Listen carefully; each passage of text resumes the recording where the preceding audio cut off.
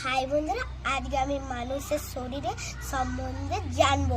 আমি পড়ছি, তোমরা মন দিয়ে শোনো। মানুষের শরীরে কাঠামোকে কি বলে? নরকঙ্কাল।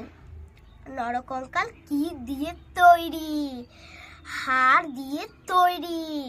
নরকঙ্কালের প্রধান অংশগুলি কি কি? নরকঙ্কালের প্রধান অংশগুলি হলো করোটি বা মাথার খুলি, মেরুদণ্ড, বুকের পাঁজর, হাত পা ও পিছনের হাড়।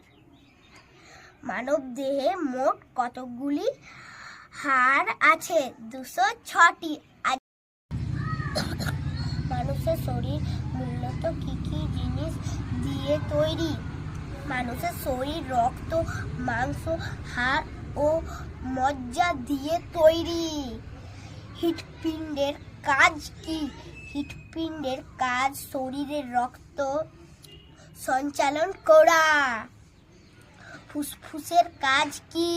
ফুসফুসের কাজ শ্বাস ও প্রশ্বাস চালানো ও রক্ত শোধন করা। সুস্থ লোকের শরীর স্বাভাবিক তাপমাত্রা কত?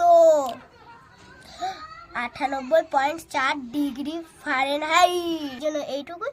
কালকের পরের মিনি ব্লগ। বাই।